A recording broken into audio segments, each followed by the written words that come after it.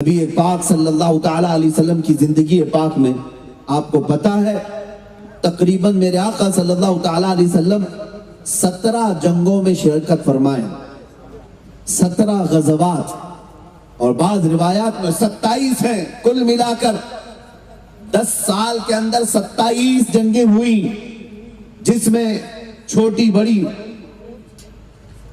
جو بھی جنگیں ہوئی ہیں نبی پاک صلی اللہ تعالیٰ علیہ وسلم جس میں خود بنفس نفی شریک رہے۔ اور آپ کو میں بتاؤں، حیرت ہوگی آپ کو، یہ پورے 10 سال کے اندر جو 27 جنگیں جہاد ہوئے، اس میں مرے کتنے لوگ تھے، کتنے لوگ قتل ہوئے؟ ٹوٹل اگر ملایا جائے تو 260 لوگ صرف 10 سال کے اندر مرے تھے، قتل ہوئے جنگوں کے اندر۔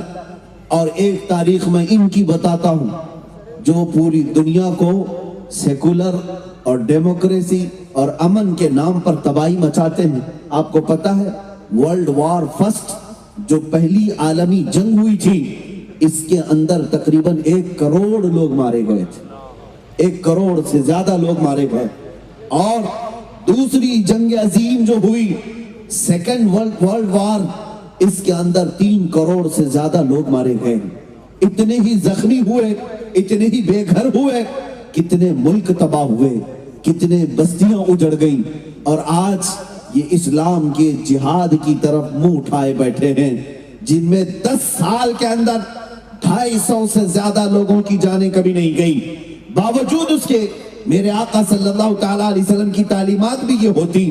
میرے آقا فرماتے جب بھی کوئی جماعت جہاد کے لیے نکل رہی ہوتی، مجاہدین کو سب سے پہلے میرے آقا یہ تعلیم کرتے، اے مجاہدین جب تم کسی علاقے میں جانا تو یاد رکھنا کس سے لڑنا ہے کس سے نہیں لڑنا ہے۔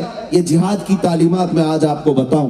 میرے آقا صلی اللہ تعالیٰ علیہ وسلم یہ نصیحت کر کے بھیجتے، کبھی بچوں کی طرف تلوار نہ اٹھانا، کبھی کسی عورت کی طرف تلوار نہ اٹھانا، کبھی کسی بوڑھے کی طرف تلوار نہ اٹھانا، کبھی حمل والی عورت کو نہ پکڑنا۔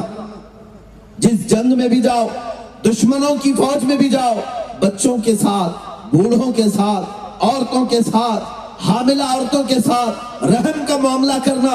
اتنا ہی نہیں، میرے آقا صلی اللہ تعالیٰ علیہ وسلم جب جہاد میں صحابہ کو بھیجتے، یہ بھی تلقین فرماتے جس علاقے میں جاؤ گے وہاں کسی بھی مذہب کی عبادت گاہ کو توڑ پھوڑ نہیں کرو، چاہے وہ کسی کی بھی عبادت گاہ ہو، اس عبادت گاہ کو تم توڑو گے نہیں، برباد نہیں کرو گے۔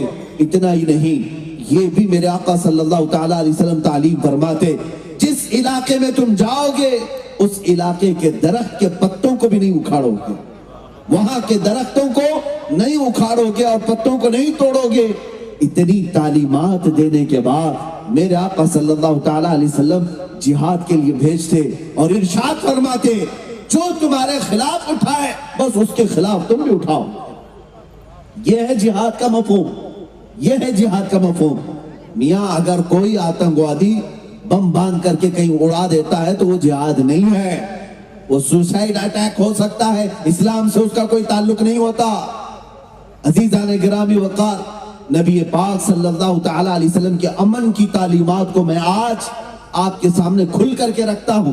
جس نبی پاک کے اخلاق اتنے اعلیٰ کہ قرآن خود کہے وَإِنَّكَ لَعَلَىٰ خُلُقٍ عَظِيمٍ، اے محبوب آپ کو سب سے اعلیٰ اخلاق پر اللہ نے پیدا کیا ہے۔ تیرے خلق کو رب نے جمیل کیا، تیرے خلق کو حق نے عظیم کہا، کوئی تجھ سے ہوا ہے نہ ہوگا شہا، تیرے خالق حسن و ادا کی قسم۔ حضور پاک صلی اللہ تعالیٰ علیہ وسلم کے اخلاق کیا تھے؟ قرآن حضرت عائشہ سے پوچھا گیا ماں آپ بتائیں رسول اللہ کے اخلاق کیسے تھے؟ حضرت عائشہ فرماتی کان خلقہ القرآن، ان کے سارے اخلاق اگر جاننا ہے تو قرآن کو دیکھ لو، قرآن ہی ان کے اخلاق تھے۔ میرے آقا صلی اللہ تعالیٰ علیہ وسلم کے اخلاق کریمانہ وہ پورا قرآن عظیم ہے۔ اتنے اعلیٰ اخلاق والے کو آج جن لوگوں نے کیچڑ اچھالا ہے ان کو پھر میں دعوت دیتا ہوں، آؤ دوبارہ اپنی سٹڈی کو عام کرو اور پھر سے مطالعہ کرو۔ یقیناً تمہارے دل کے دریچے اگر بند نہیں ہوئے ہیں تو میرے مصطفیٰ کی محبت ضرور جاگے گی۔ تمہیں پتا ہے تم نے اوروں کے ساتھ ملنے جلنے کا کیا معاملہ کیا ہے یہ مجھے پتا نہیں۔ اچھا سا اچھا آدمی بھی اپنے سٹیٹس کو برقرار رکھتے ہوئے دیکھتا ہے میں کس سے مصافحہ کرتا ہوں، میں کس سے ملتا ہوں۔ ہوتا ہے کہ نہیں ہوتا؟ جو تھوڑے سے منصب پر جائے وہ لوگوں کو دیکھ دیکھ کر کے ملتا ہے، اس سے ملنا چاہیے کہ نہیں ملنا چاہیے، فلاں سے میرے سٹیٹس کے برابر ہے یا نہیں۔ لیکن آؤ تمہیں بتاؤں، مدینہ طیبہ کے رحمت عالم مصطفیٰ کریم صلی اللہ تعالیٰ علیہ وسلم کا حال پاک تو یہ ہے۔ ایک بار محمد مصطفیٰ صلی اللہ تعالیٰ علیہ وسلم مسجد نبوی شریف کے باہر کھڑے ہیں، صحابہ آپ کے ارد گرد تھے۔ ایک عورت جو مدینے کی پاگل عورت تھی، پاگل، جس کا دماغ صحیح نہیں رہتا، دماغی توازن بگڑا ہوا تھا، وہ عورت مدینے میں مشہور تھی۔ جب بولتی تھی تو کنٹینیو بولنے لگ جاتی تھی، اول فول بولتی رہتی، اور کیا بول رہی ہے اسے کچھ پتا نہیں ہوتا۔ ہر کوئی اس سے راستہ کاٹ لیتا تھا۔ جیسے ایسی کوئی پاگل عورت آئے تو کون کان دھرے گا، کون اس کے سامنے کھڑا ہو کر سنے گا؟ لیکن جب وہ عورت آنے لگی، صحابہ حضور کے ساتھ کھڑے تھے، میرے آقا صلی اللہ تعالیٰ علیہ وسلم کے سامنے صحابہ گھیرا بنانے لگ گئے۔ ارے وہ مدینے کی پاگل عورت آ رہی ہے، آئے گی، ادھر ہی آ رہی ہے، کہیں نبی پاک صلی اللہ تعالیٰ علیہ وسلم کے ساتھ اول فول بکنا نہ شروع کر دے۔ باتونی عورت ہے، کینچی کی طرح اس کی زبان چلتی رہتی ہے اور دماغ اس کا صحیح نہیں ہے، بولتی رہ جائے گی، کہیں میرے آقا صلی اللہ تعالیٰ علیہ وسلم کی بے ادبی نہ ہو۔ صحابہ یہ سوچ کر گھیرا بناتے رہے، گھیرا بناتے رہے۔ میرے آقا نے فرمایا چھوڑ دو، ہٹ جاؤ، اسے آنے دو۔ صحابہ نے کہا یا رسول اللہ وہ بد زبان ہے، بولتی ہے تو کنٹینیو بولتی رہتی ہے۔ میرے آقا نے فرمایا صحابہ سے ہٹ جاؤ، اسے آنے دو۔ جب وہ عورت قریب آئی تو جانتے ہیں میرے مصطفیٰ صلی اللہ تعالیٰ علیہ وسلم نے کیا ارشاد فرمایا؟ ارشاد فرماتے ہیں اے میرے صحابہ مجھے بتاؤ کیا یہ وہی عورت نہیں ہے جس سے پورے مدینے والے راستہ کاٹ لیتے ہیں، کوئی اس کی بات نہیں سنتا؟ صحابہ نے کہا ہاں یہی وہ عورت ہے، یہ پاگل ہے، اس کی کوئی بات نہیں سنتا۔ میرے آقا فرماتے ہیں اے میرے صحابہ بتاؤ اگر میں بھی نہ سنوں تو کون اس کی بات سنے گا؟ میں بھی نہ سنوں، کیا میں کائنات کے لیے رحمت بن کر نہیں آیا؟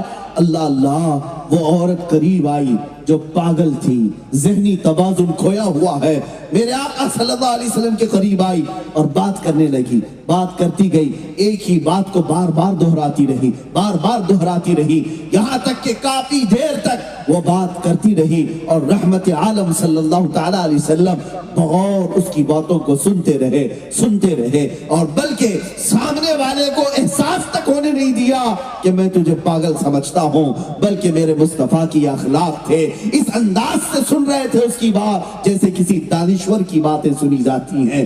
وہ اللہ کے نبی کے اخلاق ہے، وہ اعلیٰ اخلاق والوں سے بھی ملتے تھے تو انہی اخلاق کے ساتھ، اور ذہنی توازن بگڑے ہوا سے بھی ملتے تھے تو انہی اخلاق کے ساتھ ملتے تھے۔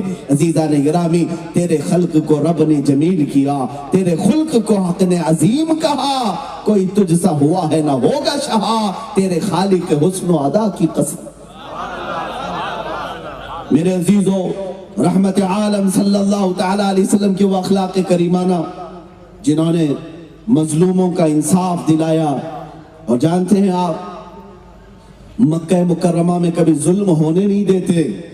آج لوگ ظلم کی داستان چھیڑتے ہیں تو میرے نبی کو بیچ میں لاتے ہیں، اور اللہ کے حبیب صلی اللہ تعالیٰ علیہ وسلم کے اخلاق اور کیریکٹر پر انگلیاں اٹھاتے ہیں۔ سنو، مدینہ مکہ مکرمہ میں ایک باہر سے کوئی سوار آیا اور اس کا کسی سے قرضہ تھا یا کچھ لینا دینا باقی رہ گیا۔ وہ کون تھا؟ ابو جہل تھا۔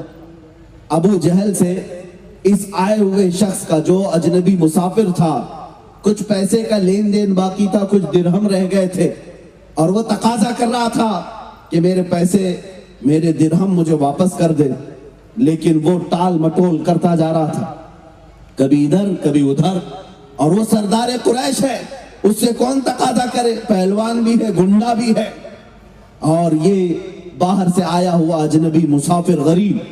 اب یہ کس سے کہے؟ جن لوگوں کے پاس بھی یہ جاتا اور کہتا کہ میرے کچھ پیسے، میرے کچھ درہم باقی ہیں، عمر ابن ہشام، यानी अबू जहल के पास तो सारे लोग पल्ला झाड़ लेते, मियाँ उससे कौन बात करेगा, उससे कौन बात करेगा, हम बात नहीं कर पाएंगे, तुम्हारे पैसे तुम जानो, तुमने दिया है तुम वसूल करो। हर कोई अपना दामन झाड़ लेता। वो बेचारा जो बाहर से आया हुआ कर्ज में डूबा हुआ मक्का मुकर्रमा की वादियों में भटक रहा था, एक शख्स से मुलाकात हुई, रोने लगा। उस शख्स ने कहा, तेरे कुछ माल बाकी रह गया है अबू जहल से, तू चाहता है कि वापस आ जाए, तुझे माल की वापसी का ये तकाजा है? उसने कहा हाँ। उस नए शख्स ने कहा, एक ही रास्ता है, जा मोहम्मद सल्लल्लाहु अलैहि वसल्लम के पास, उनके पास जा और उनसे कह। वो शख्स आया, रसूल पाक सल्लल्लाहु ताला अलैहि वसल्लम के पास आकर रोने लगा, मेरे इतने इतने दिरहम बाकी रह गए अबू जहल के पास, और वो देता नहीं, कई दिनों से टाल मटोल कर रहा है, कभी इधर कभी उधर, और उसका रौब, उसका दबदबा कुरैश के सरदार होने की वजह से इतना है कि कोई मेरी सिफारिश के लिए भी तैयार नहीं, कोई मेरी हिमायत के लिए भी तैयार नहीं। ऐसे आलम में मुस्तफा करीम सल्लल्लाहु ताला अलैहि वसल्लम इरशाद फरमाते, मैं मोहम्मद तेरी हिमायत के लिए तैयार हूं, मैं मोहम्मद। जानते हैं उसी वक्त मेरे आका सल्लल्लाहु ताला अलैहि वसल्लम ने अपने दौलत कदे पर उस अजनबी मुसाफिर को बिठाया और अबू जहल को बुलवाया। कोई शख्स बुला लाए कि अबू जहल कहाँ है, वो सरदार कुरैश था। लेकिन जब वो आया, अभी हुजूर पाक सल्लल्लाहु ताला अलैहि वसल्लम बैठे थे, मेरे आका सल्लल्लाहु ताला अलैहि वसल्लम ने अबू जहल को देखते ही कहा, क्या तेरे इतने इतने दिरहम इस शख्स पर हैं? क्या तू इसका मकरूज है? क्या तू नहीं देता है, टाल मटोल करता है? वो जलाल ऐसा था मेरे मुस्तफा का, वो जुबान से निकले हुए कलमात ऐसे थे कि अबू जहल की खिड़की बन गई और फौरन से पेशतर कहा, हाँ मेरा बाकी है। और अभी गया और अभी लाया, और गया और जा करके उस अजनबी का जो बकाया था वो सब अदा कर दिया, सब अदा कर दिया। जो पहलवान था कुरैश का, उससे भी मुस्तफा करीम सल्लल्लाहु ताला अलैहि वसल्लम ने निकलवाया। और वो अजनबी जो आया हुआ मुसाफिर था, उसने देखा, और उसके बाद उस वक्त भी होता था इस तरह का मामला कि किसी के पैसे किसी पर निकलते हैं तो निकलवाने वाले भी कुछ कमीशन ले लेते, जैसे आज भी मांडोली करने वाले लोग होते हैं कि इससे पैसे निकलवाऊंगा, इतना मैं रख लूंगा, इतना तुझे दे दूंगा। वो आया हुआ मुसाफिर कहने लगा, ए मोहम्मद, आपने मुझ पर बड़ा एहसान किया, इस रकम में आपका कितना हिस्सा है? मुस्तफा करीम सल्लल्लाहु ताला अलैहि वसल्लम ने इरशाद फरमाया, नहीं नहीं, मुझे अल्लाह ने इंसाफ कायम करने के लिए अपना रसूल बनाकर भेजा है, कमीशन के लिए नहीं कि इससे भी पैसे लेते जाए। मेरे आका सल्लल्लाहु ताला अलैहि वसल्लम के वजीम अखलाक कि मजलूमों को इंसाफ दिलाए, गरीबों की हमदर्दी करें,